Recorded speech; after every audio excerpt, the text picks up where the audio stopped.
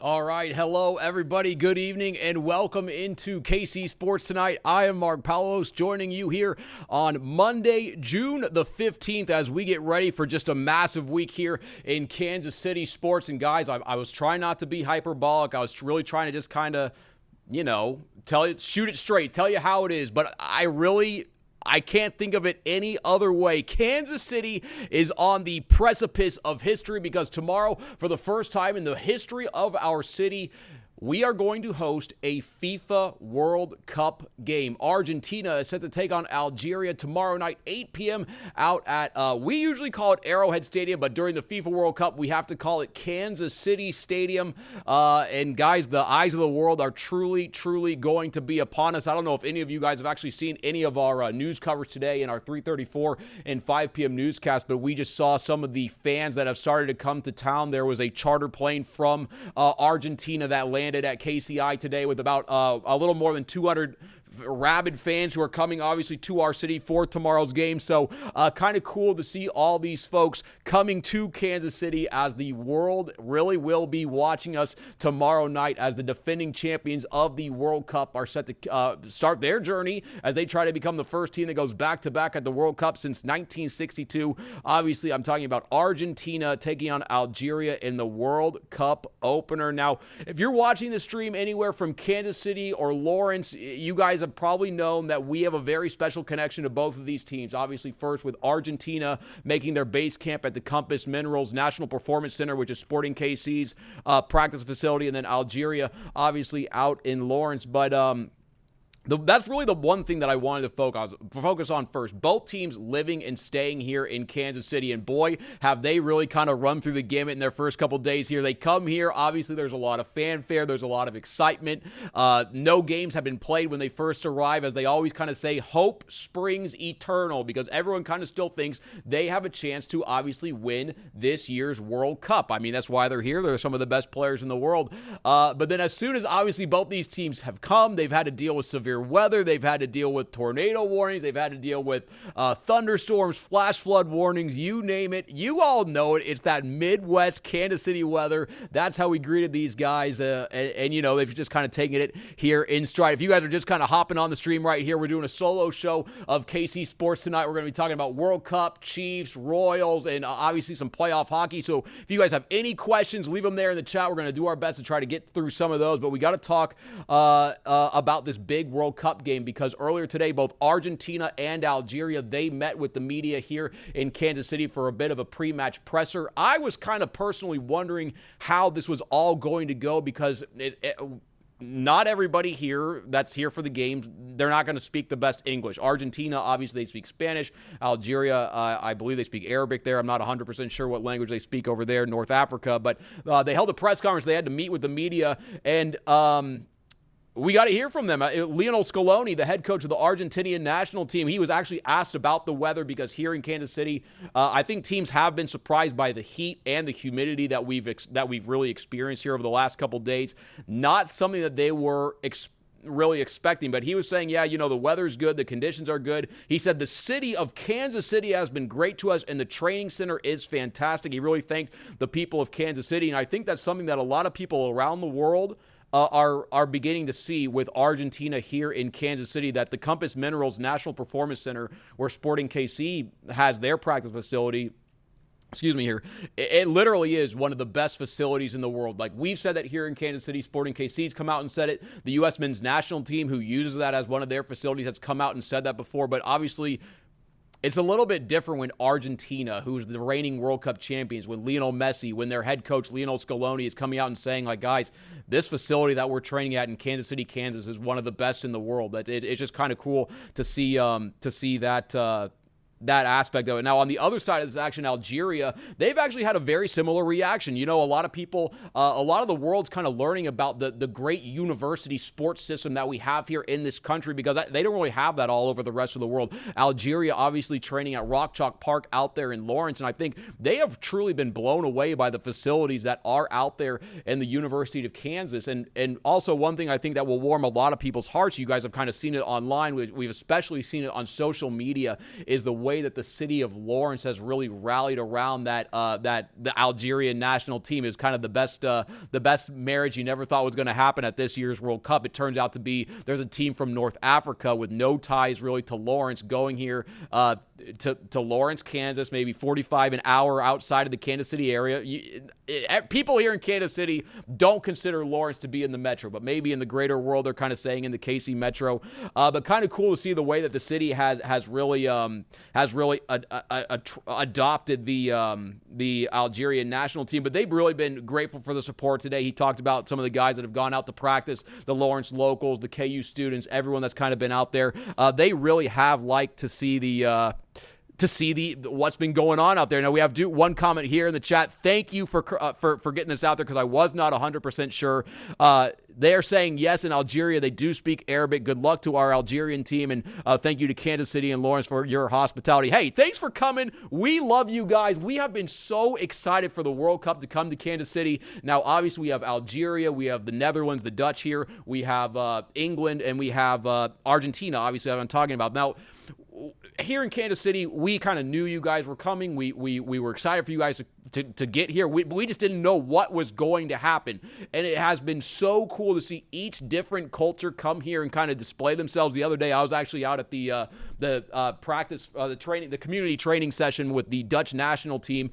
And it was cool to see their fans, the Oranje, however you say that, taking over the KC Current facility in Riverside. I mean, it was an unbelievable sight. And the Dutch Netherlands team, I mean, these guys, they're some of the best players in the world. Virgil van Dijk, you could make the argument he is the best defender in the world. They had Memphis Depay, the all-time leading scorer out there for the Dutch national team.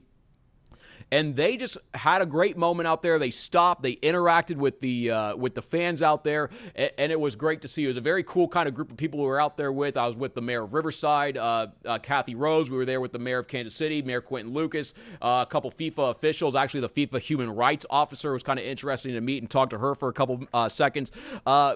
But with the world coming here to Kansas City, we didn't know what it was going to be like. But this little marriage between Algeria and Lawrence has really become one of the greatest kind of subplots here at this tournament. But kind of looking ahead to the soccer tomorrow, I mean, there's no other way to say it. Argentina is for sure, excuse me, I just hit the mic, is for sure the favorite in this game. They enter the tournament as the number one ranked team in the FIFA ranking. They also enter this tournament as the defending champions. They were the top ranked team in CONMEBOL qualifying. They had more points than anybody. They had scored more than 21 more goals than anybody down there in South America. I mean, we all know Argentina, they're a favorite to win the tournament. You look at Lionel Messi, one of the greatest players to ever play. But let's talk about Algeria. They're kind of a scrappy team. I believe they're ranked 30th in the FIFA ranking. They're paying Argentina all due respect, but they're not coming into this kind of thinking that they're going to lose. Like, they're coming here to win. Like, Algeria didn't come here to just kind of mess around, get to the group stage, play a couple matches, and go home. Like, they're here to win, and they think they have a good chance to upset Argentina because of what happened at the last World Cup, because in that last World Cup down in Qatar, or Qatar, however you want to say it, Argentina lost to Saudi Arabia 2-1 in one of the biggest upsets in soccer history in their opening match. Now, obviously, Argentina put it together, went on to win the World Cup, and Messi got his World Cup trophy. But Argentina is on upset alert for this first game. Algeria is really going to be kind of coming out for them, and that's what we're going to see. So Lionel Scaloni, the head coach of Argentina, he said his message to the team this week was really, we need you to remain calm. This game, this first match, it's important, but it doesn't end in that first match. That's a defending champion. They're trying to turn down the volume on this game a little bit because obviously a lot of people know what happened last time, losing to Saudi Arabia, but they say don't turn this opening match into a final. And then Nicolas Otamendi, one of their great defenders, one of the senior voices on the team, he kind of said, hey guys, we need to stop talking about hoping. He just wanted to go match by match because in the end they know they're the Argentinian national team. They were born to compete. They were born to fight adversity. That's what they did last time. And obviously, hey guys, we're very excited for what's going to happen out there tomorrow. So tomorrow, guys, stick with us here on KCTV5 because we have so much coverage planned for this game. We're excited. Everyone should be excited. It's the first World Cup game in Kansas City history. I'm from Shawnee, grew up here, born and bred. I never thought events like this would come to Kansas City. Now they are. The people growing up here, the kids growing up here, this is something that they're always going to see. I think this is kind of a moment as a city we're going to need to maybe step back, take in together, because this is It's a day that will go down forever in the history of Kansas City, and especially in the history of Kansas City sports. So tomorrow, special day. We have coverage all planned throughout the morning show, noon show, and then 3:30, 4, 5, 6, 10 p.m. We're going to have you covered. We have Neil Jones and Marlia Campbell. They're going out there to the stadium tomorrow, Kansas City Stadium, for what will be one heck of a matchup. So the World Cup, guys, it just keeps getting realer and realer. But tomorrow, our first World Cup match here in Kansas City. Very excited for that.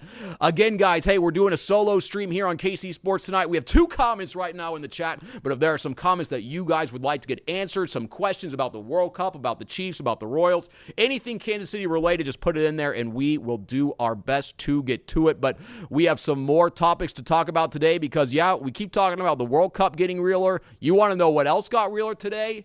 Football. The Kansas City Chiefs released their training camp schedule as they try to, kind of wash the taste of last year's season out of their mouth, because we all know it. Last year's season, not what anybody wanted. The Chiefs missing the playoffs for the first time of the Patrick Mahomes era, really kind of stumbling out of the blocks. Obviously, Patrick Mahomes tearing his ACL there late in the season, really, really hurting the Chiefs' chances. All right, but here, let's not bury the lead any longer. Let's get to those training camp dates, everything you guys want to know. So the first date, the Chiefs are going to get up to St. Joe for their first practice on Wednesday, July the 29th. They report on Wednesday, July 29th. That is the first practice. It will start at 9:15 in the morning. As we all know, it gets very hot here in Kansas City late July, early August. What do the Chiefs do? They go up to Missouri Western. They practice in the morning, and then they do meetings and recovery for the rest of the day. So Wednesday, July 29th, the very first training camp practice. That practice is not open to the public, though. That practice is only open to season ticket members, and there will be a team autograph session. Then the first practice that's open to the public, that is going to be the very next day, Thursday, July 30th. That one's going to kick off at 9:15 in the morning. That day, the autographs are going to go to the linebackers. Now, there are, for the most part, training camp practices are free. So if you want to go, you're not going to have to pay, but you really can't just show up. You have to go online. You have to reserve some tickets. They're free of charge, but there are a couple days that do cost money. Now, it's not going to cost you a lot. It's going to cost you a little more than an Abraham Lincoln. It's going to cost you an Abraham Lincoln and 2 George Washingtons. That is, if you're doing the math at home, that is $7. That's how much it costs to go to the paid practices. The first one is Saturday, August 1st. That's the first Saturday, the first weekend practice of training camp. And when they do have those $7 days, like, yeah, you have to pay a little bit, but you do get good return on your investment, I would say. For $7, you get to have a team autograph session. You get to get really close to the players. That's another thing. We talk about training camp every year. We all know if you want to go see the Chiefs, maybe the best thing to go do is go to Arrowhead Stadium, get that game environment. Obviously, it's a lot of fun. But I always tell people, if you want to see the players, you want to hear the players, you really want to see them truly work their craft more than any other place in the world, the best place to do that is up at training camp. You will be able to get as close as you could get honestly about 1-2 feet away at certain points. You can really, when you're at practice, you can hear the players talking. You can hear the coaches talking to the players. You can hear the players talking to each other. You can hear other fans. It's really a cool spot. Like, if you're just a football junkie or you're just a diehard Chiefs fan and you've never been to a game, you want to see these guys in person, you never kind of seen that, the best place to go is to training camp up at Missouri Western. Just make the quick drive up to St. Joe. So the first paid practice is going to be Saturday, August the 1st. Full team autograph session. Some other important dates. The next, there's an admission day, Friday, August 7th. That's another team autograph day. Family Fun Day is August the 8th.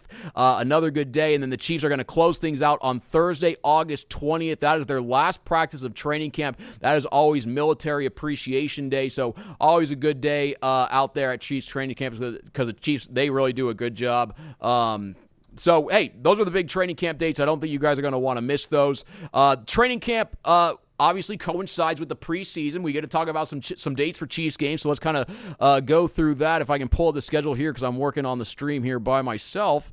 But we have preseason, week 1, August the 15th, the Chiefs taking on the LA Rams. That will be a very interesting game. Obviously, the Rams just traded for Myles Garrett, the reigning Defensive Player of the Year. They have Matthew Stafford, who I believe is at least the Offensive Player of the Year, potentially is the reigning league MVP. And then obviously they have Trent McDuffie, who the Chiefs traded this past offseason, who is wanted to play for the LA Rams at one point in his career. And they also have Jalen Watson, who they signed to the Chiefs. So a lot of kind of interesting storylines for a preseason game. Obviously, I don't know if Patrick Mahomes is going to be available.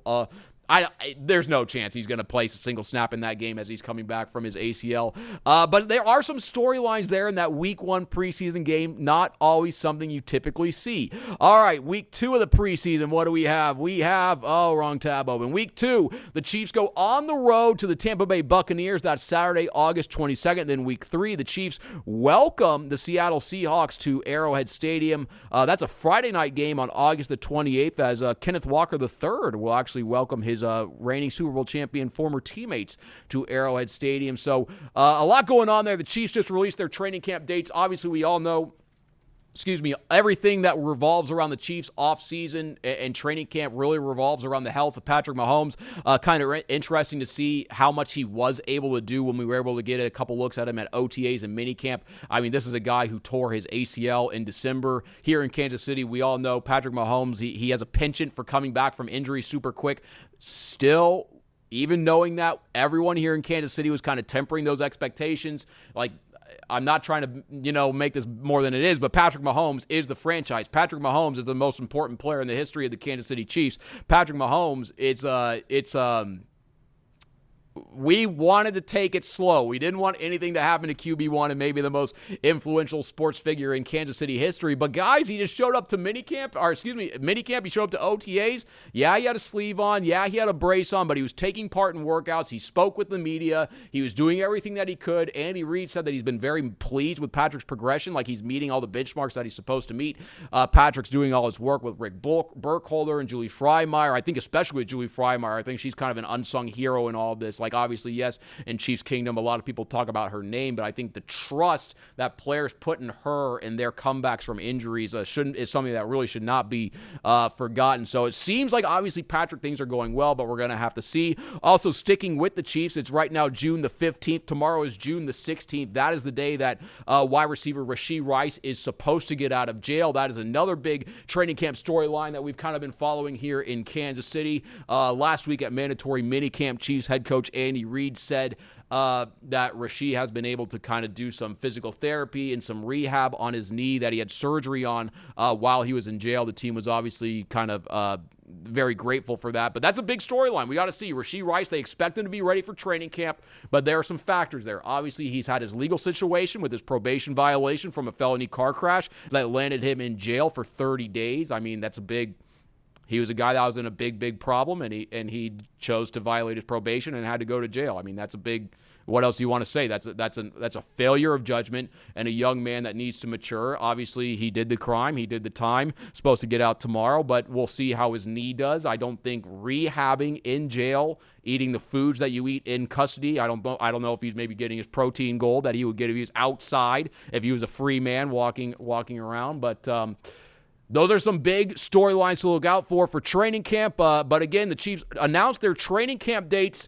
Those start the first practice Wednesday, July the 29th. So, guys, what a summer we're going to have here in Kansas City. We have the World Cup. Then we have Chiefs training camp right after that. It is going to be a summer. But one thing I really pains me to say it, but one team I think that's just going to get lost in the sauce of all that's going on this year are the Kansas City Royals. This is a team they entered with a bunch of preseason expectations. They were hoping last year was just an aberration after they made the playoffs in 2024, kind of missed them, obviously, in 2025. In 2026, they kind of wanted to get back on that upward trajectory, try to make it to the postseason, but as things stand right now, there's no other way to say it. The Royals right now are tied for the worst record in the American League. The Royals are 29-43. They are 14 games below 500. They have the second worst record in all of Major League Baseball. I think they're, at a certain point, the Kansas City fan base, Kansas City owners, the fan base is already doing this, but John Sherman and J.J. Picollo at a certain point are going to need to look themselves in the eye and say, what is going wrong in our process where this is the result? Because this is a team, this is an organization that entered this year and was telling people, kind of preaching, screaming from the mountaintops that they were ready to win. This isn't something that they were faking. This isn't something that they were kind of trying to just put out there. This is something that the Royals from top to bottom genuinely believed. I remember when we caught up with the team at Royals Rally, when we caught up with them at spring training, when we caught up with them in their early games here in Kansas City. This was a team that genuinely thought they were going to compete for the American League Central title. They were telling all the things that they wanted to say. They said, look at the left side of our infield. We have Bobby Witt Jr., we have Maikel Garcia. The Royals were making the argument that they had the best left side of an infield in all of baseball. They were saying we have 8 to 9 guys who could be starting pitchers for us this year. They always say in Major League Baseball, the currency is starting pitching. The Royals were telling people they had a surplus of pitching. Then obviously you think about the bullpen. The Royals had the Major League saves leader last year in Carlos Estevez. And when you think about the Royals, this is something that they've been able to do over their history. That's kind of something that Jayton Moore really was able to do, and also something maybe J.J. Picollo that we maybe thought was in his wheelhouse, was developing a bullpen, because here in Kansas City, obviously this year they did bring the fences in, but it's a ballpark that is built for speed, defense, and pitching. What has happened through this early part of the season? The Royals have played like the worst team in the American League. The Royals have been one of the worst run producers in the American League. Right now, the Royals have a minus 49 run differential, which is the second worst in the entire American League. Interestingly, the A's have the worst, and they actually have a 35-36 record, still below 500, but the Royals, boy, would they love to be there. But this Royals team, again, I want to say, this is a team, they need to start looking at their process. They need to start wondering, the things that we believe in, the core tenets of our organization, the core tenets of our hitting philosophy, the core tenets, their pitching philosophy, it looks like they kind of know what they're doing. But a lot of the plan is not working. The things that they are doing are not working. And at a certain point, are they going to maybe abandon their plan, try to find a new way to win games? Because what they're doing, as currently constructed, is the worst team in the American League, tied for. I mean, there's no other way to say it. I mean, they always say in baseball, sample size, wait till Memorial Day. Well, we are well past Memorial Day, and this is not a good baseball team. So hopefully the Royals, they can turn that around. Right now, they are playing on the road, playing a 3-game road trip,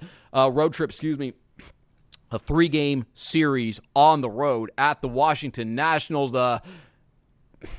But guess who started today? At least it's scheduled to be Mitch Spence. Mitch Spence has pitched 1 game this year for the Kansas City Royals. It was 4 innings. He gave up 6 runs at the New York Yankees, and I believe he has a terrible ERA at AAA Omaha. So obviously the Royals dealing with a lot of injuries, but starting pitching was an area that they thought they had numbers, and I think that's proving to not be the case.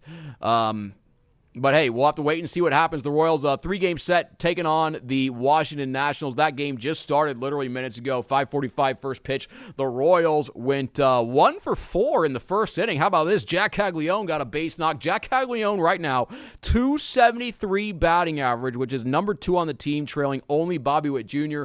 I actually got to talk to Bobby Witt Jr. and Vinny Pasquantino last week about Jack Caglione. They kind of said it's kind of cool to see him coming into his own, and Bobby Witt Jr., who we know is a superstar, said Jack Caglione has that potential inside him. So very cool to see Bobby, who is one of the best players in the league, recognize that he sees that talent in Jack Caglione. So one final note on the Royals. You are going to want to watch them on Thursday because they play right here on KCTV5. They take on the St. Louis Cardinals in the latest installment of the I-70 series. So just so you guys know, Thursday, 6:40 p.m. right here, your favorite station, KCTV5. The Cardinals are in town taking on the Royals. All right, we have one last topic to talk about in a little more than 5 minutes. Wow, hold on. I got to give myself a little pat on the back. I'm doing the stream solo. Marlia's out in the field. She's shooting a national team practice. Neil Jones is off. Katie Marr is off. I'm doing the stream by myself. I'm going to talk for the full 30 minutes. Shout out to me. All right, here we go. Playoff hockey night here in Kansas City. The KC Mavericks taking on the Florida Everblades in Game 6 of the Kelly Cup Finals. And guys, this has been This has been a championship series. If you're a hockey fan, this has been everything you have ever wanted. So the Mavs are the number one team in the the West. The Florida Everblades, the number one team in the East. The Florida Everblades, not last year, but the 3 years before, had won 3 straight ECHL league titles. They are a very, very good team. But this year, the KC Mavericks were the best team in the ECHL. They had more wins than anybody. They had more points than anybody, and they have absolutely dominated. So we go to the Kelly Cup Finals. They're taking on the Florida Everblades. The Mavs dominate games 1 and 2. They blow out the Everblades at Cable Dahmer Arena. I think they had a 5-goal game. I think they had a 6-goal game. And those games were against the ECHL goalie of the year. So the Mavs go down to Florida with a 2-0 series lead. And you would have to just imagine brimming with confidence. But then what happens down there in Florida? They go down there. They go to the Swamp. It's a little bit south of Fort Myers, Estero, Florida, Hertz Arena. What happens? The Mavs go to overtime in both Game 3 and Game 4, unfortunately come up short, losing those games in overtime. So then the series is tied 2-2. Saturday night, they play a pivotal Game 5 because whoever wins that Game 5 will only need one more win to take home the league title. What happens? Florida kind of dominates. They blow out the KC Mavericks. They win that one 5-2, force the series back to Kansas City for Game 6 and a potential Game 7. But the Florida Everblades have the lead. So right now, guys, the Florida Mavericks, they're on the brink of elimination. Their back is against the wall. They have that pivotal Game 6 coming up tonight, 7:05 p.m. out at Cable Dahmer Arena in Independence. You can still get some tickets to that matchup on KCMavericks.com. If you can't get out there to Cable Dahmer Arena, we will have the game on our sister station, KSMO, coming out to you in crystal clear HD. But guys, I want to tell you, if you can get out there to Cable Dahmer Arena, go. This is a team, they deserve your support. They're the number one team in the league. They play great at home. They put on a heck of a show, and they rely on the home crowd. Right now, they are playing for a league title. They have to win tonight to force a winner-take-all Game 7. They need a loud arena out there in Independence. So, guys, if you don't have anything to do tonight, you love hockey, even if you do have something to do, call. Change your plans. Get out to Cable Dahmer Arena because it's going to be a special night. The Kelly Cup is going to be in the building because the Mavericks they're on the brink of elimination. If they lose, Florida wins the title. The trophy will be in the building. It is a huge night out there at Cable Dahmer Arena, so make sure you go out there and support the KC Mavericks as they try to win their first Kelly Cup final in league history. We are going to have a full recap of that game coming up on KC Sports tonight. But again, guys, no home team has lost yet. Every team on home ice has won. The Mavs won Game 1 and 2. The Everblades won Games 3, 4, and 5. Now the series back here in Kansas City for Game 6 and a potential Game 7. Once again, if you're just hopping on the stream here late, that game on KSMO, 7:05 p.m. tonight. Tune in, be there, or be square. But that's what we at KC Sports tonight on this Monday, June the 15th. Coming up tonight at 6, Sports Director Marlia Campbell is going to have a great story on the Algeria-Argentina game as we continue to get you ready for the first FIFA World Cup game in Kansas City history. Plus the Chiefs, they start their training camp Wednesday, July 29th. KCTV5, you know we're your training camp headquarters. We will be up there in St. Joe every single day that the Chiefs have practice, and we will keep you updated from St. Joe with those live press conferences, live streams, everything you want. We are going to have that for you. But that's what we got KC Sports tonight on this Monday, June the 15th. Get ready, Kansas City. Our very first game, World Cup game in Kansas City history is tomorrow. I'm so excited. I probably won't be able to sleep. I'm pumped up. We'll see you tomorrow. Take care.